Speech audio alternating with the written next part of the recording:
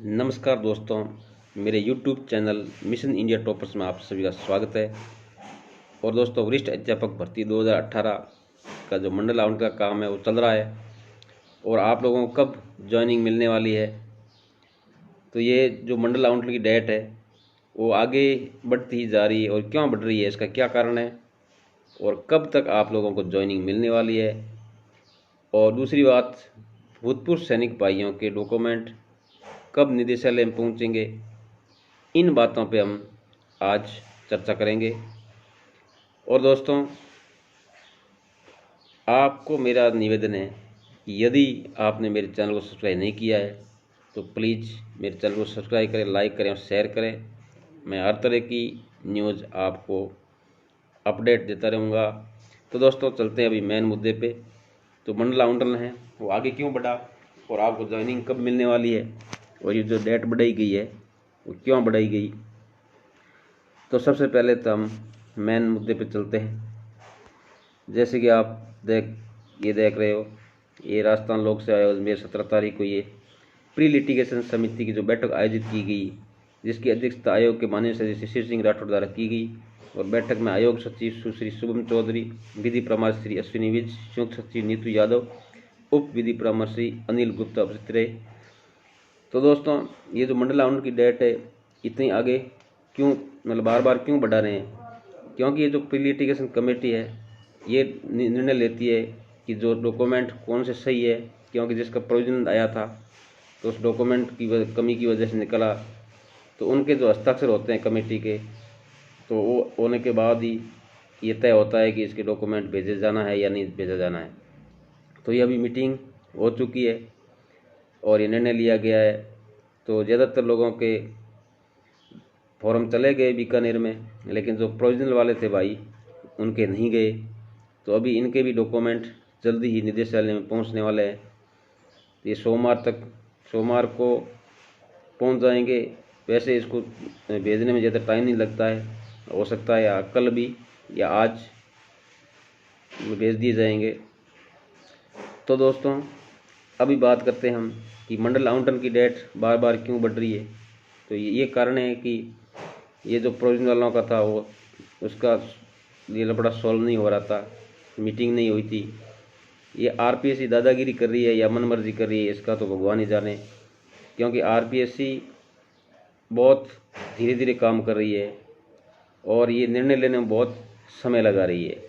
तो दोस्तों, अभी जिनके डॉक्यूमेंट प्रोविजनल वाले भाई है उनके डॉक्यूमेंट भी जल्दी ही निदेशालय में पहुँच जाएंगे, इसलिए अभी इनके लिए डेट बढ़ाई गई है।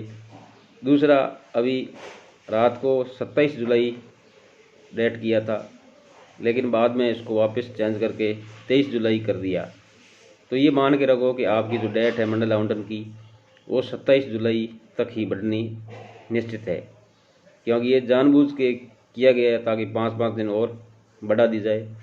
ये कारण इसका ये है कि जो भूतपूर्व सैनिक भाई हैं उनके भी एसएसटी को छोड़ के बाकी का कोई स्टे नहीं है, फिर भी डॉक्यूमेंट उन्होंने नहीं भेजे हैं।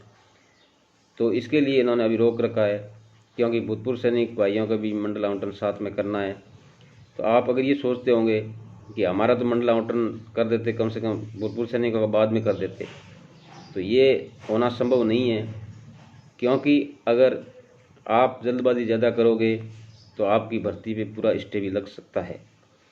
क्योंकि कोई बोलते हैं ना, वो कोई गरम गरम चीज़ जल्दबाजी में खाने से मुंह जलता है। इसलिए आपने जितना समय, अगर आपने इतना टाइम निकाल लिया 2 साल, तो और कुछ इंतज़ार कर लो ताकि सबका मुद्दा सॉल्व हो जाए, आपकी भर्ती क्लियर हो जाए। तो भूतपूर्व सैनिकों के भी अभी डॉक्यूमेंट सोमवार या मंगलवार को जाने शुरू हो जाएंगे। तो आप लोगों को चिंता करने की जरूरत नहीं है। तो हो सकता है मंडल आवंटन की डेट है वो आगे बढ़ सकती है।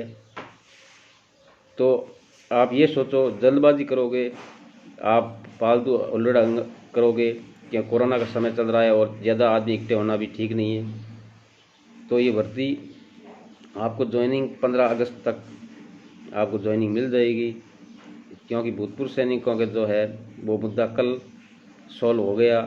अभी एसएसटी का रिजल्ट की बात करते हैं। एसएसटी का रिजल्ट है वो भी हो सकता है अगले 2-3 दिन में इनका निर्णय हो जाए। आरपी से अगर चाहे तो वो सब कुछ जल्दी हो सकता है।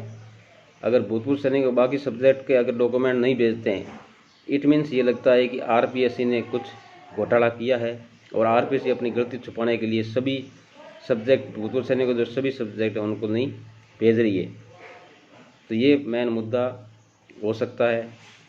अब देखते हैं आगे क्या होता है। आरपीएससी अगर सच में अगर उन्होंने सही किया है तो भूतपूर्व सैनिक को डॉक्यूमेंट भेज देगी। अगर कुछ घोटाला है तो आरपीएससी अपना पाप छुपाने के लिए कुछ न कुछ प्रयत्न करेगी।